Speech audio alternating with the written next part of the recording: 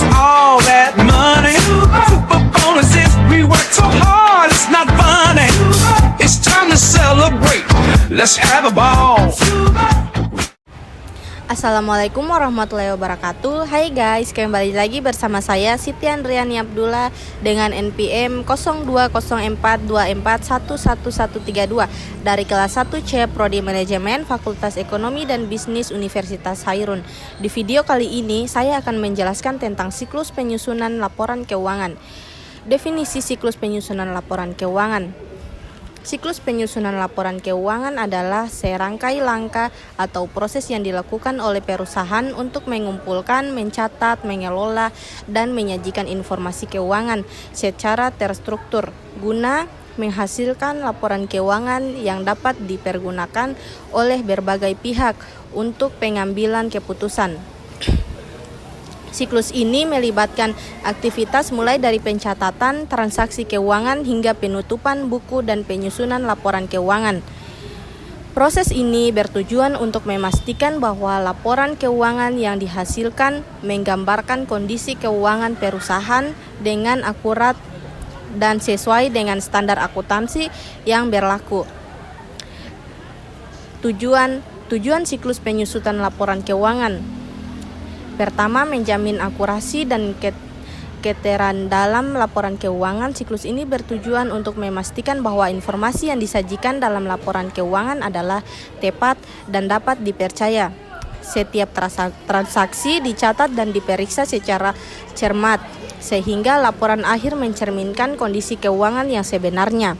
Yang kedua, menghasilkan laporan keuangan yang memadai untuk pengambilan keputusan. Laporan keuangan yang disusun dengan mengikuti siklus ini memberikan informasi yang diperlukan oleh berbagai pihak seperti manajer, pemegang saham, investor, kreditor, dan regulator dalam pembuatan keputusan yang berkaitan dengan investasi, kredit, atau pengelolaan perusahaan.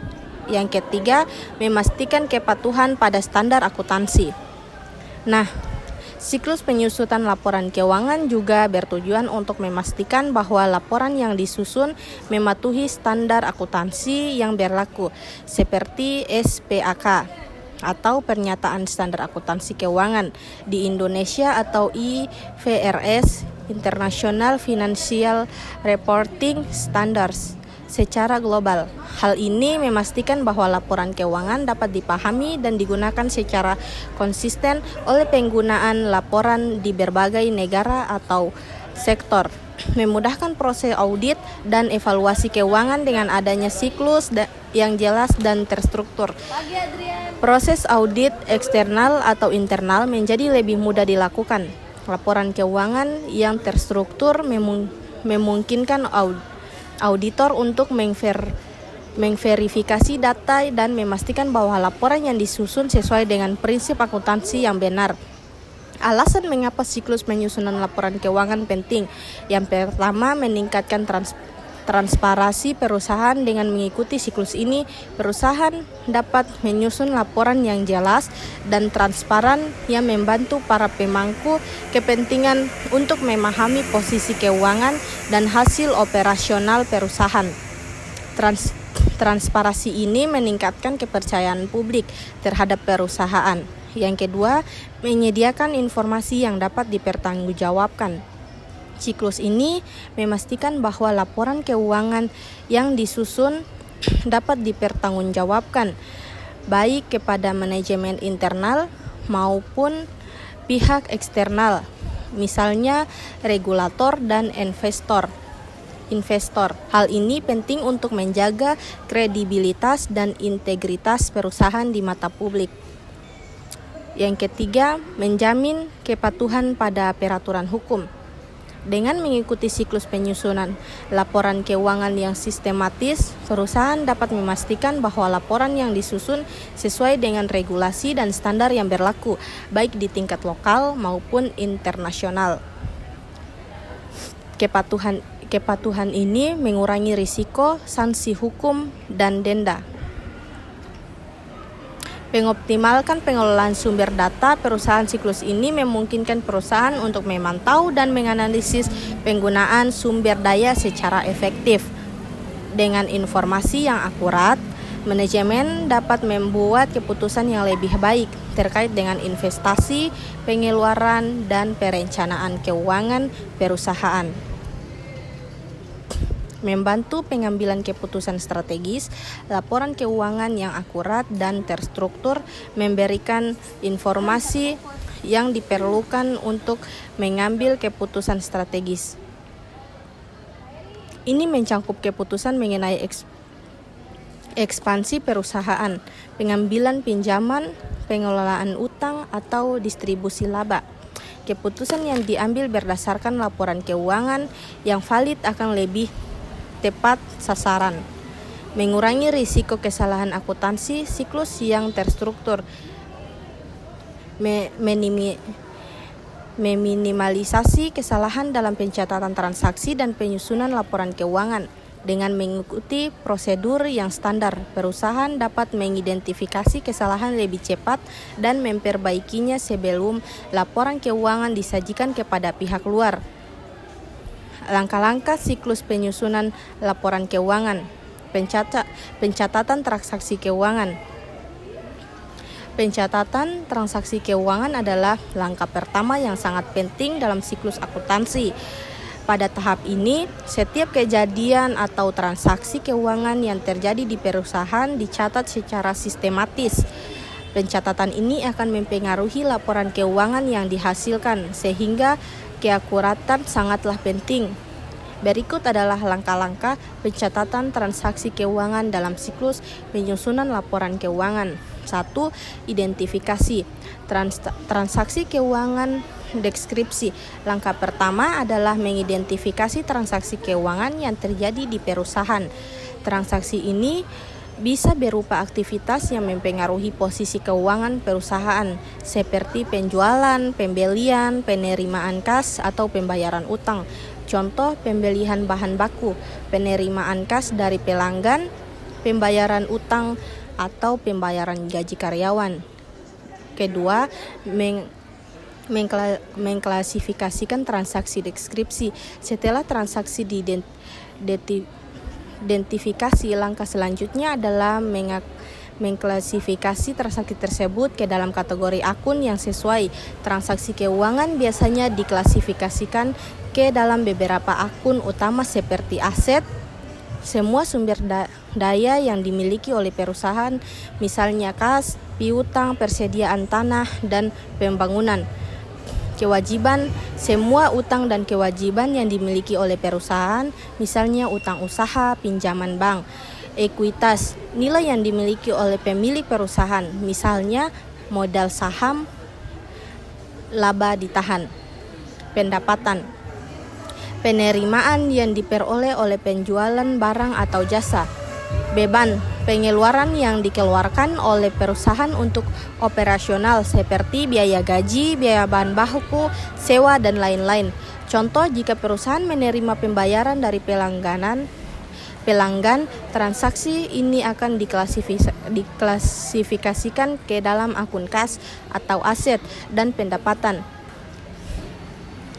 3. Menentukan akun debit dan kredit deskripsi. Setiap transaksi keuangan harus dicatat dalam sistem debit dan kredit sesuai dengan prinsip dasar akuntansi double entry bookkeeping atau pencatatan dua sisi.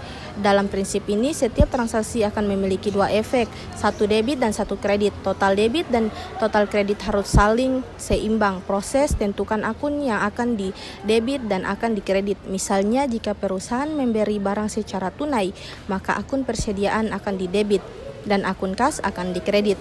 Jika perusahaan menerima piutang dari pelanggan, akun kas didebit dan piutang usaha dikredit. Contoh, untuk transaksi pembelian bahan baku secara kredit, akun persediaan atau aset akan didebit, sedangkan akun utang usaha atau kewajiban akan dikredit. Yang keempat, mencatat transaksi dalam buku jurnal deskripsi.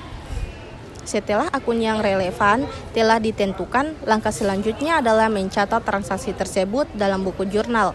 Buku jurnal adalah tempat pertama di mana setiap transaksi dicatat secara kronologis. Proses setiap transaksi dicatat dengan mencatat tunggal, akun yang didebit dan dikredit, serta jumlah yang terlibat dalam transaksi tersebut. Buku jurnal mencatat setiap perubahan yang terjadi dalam akun-akun perusahaan.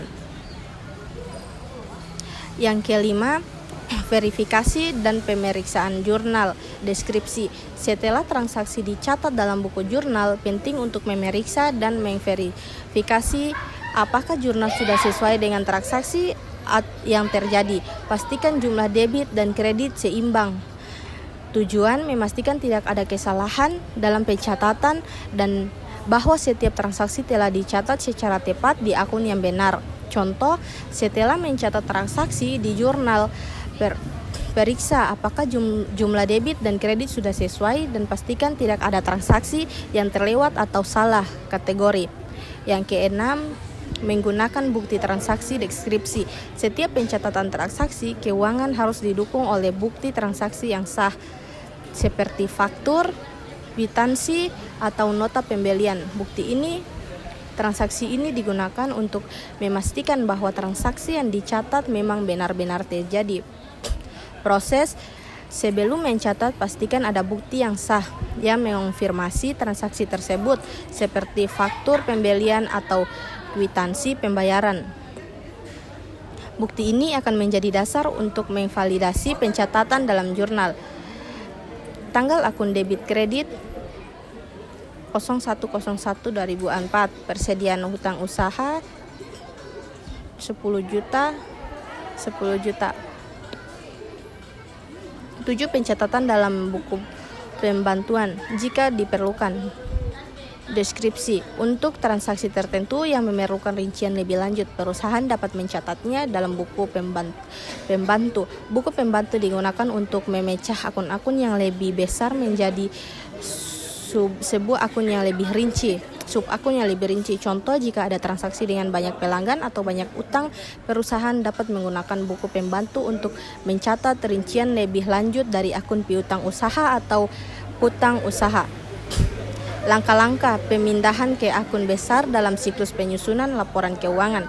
Setelah transaksi keuangan dicatat dalam buku jurnal, langkah berikutnya dalam siklus akuntansi adalah pemindahan. Pemindahan informasi ke buku besar. Buku besar adalah tempat di mana akun-akun yang lebih spesifik dan terperinci disusun untuk memudahkan penyusunan laporan keuangan. Setiap akun dalam buku besar mencatat sebuah perusahaan yang terjadi berdasarkan transaksi yang tercatat di buku jurnal. Nah, berikut adalah langkah-langkah pemindahan ke buku besar dalam siklus penyusunan laporan keuangan. 1. Menyiapkan buku besar. Deskripsi. Buku besar adalah kumpulan akun-akun yang menggambarkan posisi keuangan perusahaan.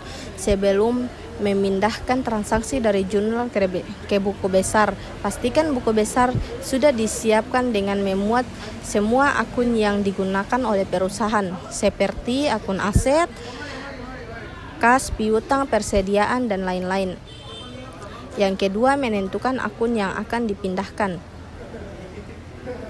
Setiap transaksi yang tercatat dalam jurnal memiliki dua sisi, yaitu debit dan kredit. Langkah ini melibatkan pemilihan akun yang akan didebit dan dikredit berdasarkan jurnal yang telah dibuat. Proses jika transaksi dalam jurnal mencatat debit akan pada akun tertentu, misalnya kas, dan kredit pada akun lainnya, misalnya pendapatan. Informasi ini harus dipindahkan ke akun yang sesuai di buku besar. Yang ketiga, memindahkan detail ke buku jurnal ke buku besar. Langkah ini melibatkan pemindahan detail transaksi yang tercatat di buku jurnal ke dalam buku besar. Setiap transaksi di buku jurnal harus dicatat ke dalam akun yang sesuai di buku besar dengan memperhatikan posisi debit dan kredit. Proses setiap transaksi yang dicatat di jurnal akan dipindahkan ke buku besar dengan mencatat tanggal transaksi, nama akun yang didebit, nama akun yang dikredit, jumlah transaksi, penjelasan atau deskripsi transaksi yang relevan. Setelah pemindahan, saldo akun dalam buku besar akan diperbarui untuk mencerminkan perubahan yang terjadi. Keempat, mengupdate saldo akun di buku besar. Setelah mencatat transaksi di buku besar, langkah selanjutnya adalah menghitung saldo terbaru untuk setiap akun yang telah diperbarui.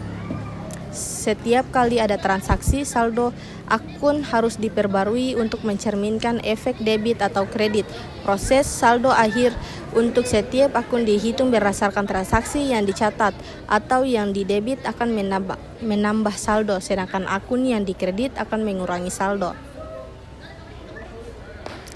Yang kelima, memeriksa kesesuaian saldo akun. Setelah seluruh transaksi dipindahkan ke buku besar dan saldo akun diperbarui, langkah selanjutnya adalah memeriksa keseimbangan antara total debit dan kredit di buku besar. Proses, pastikan bahwa total debit sama dengan total kredit. Jika ada ketidaksesuaian, perlu dilakukan pencocokan dan identifikasi kesalahan pencatatan yang terjadi.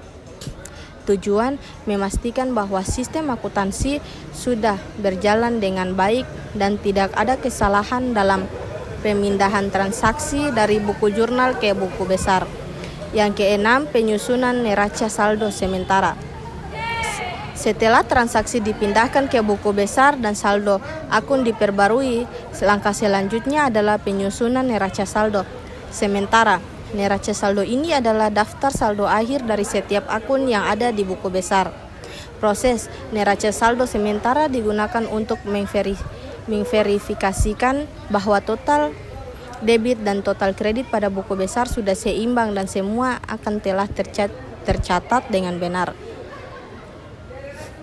Langkah-langkah penyusunan neraca saldo dalam siklus penyusunan laporan keuangan. Neraca saldo atau trial balance adalah daftar semua akun yang ada dalam buku besar beserta saldo debit dan kredit masing-masing akun pada suatu periode tertentu.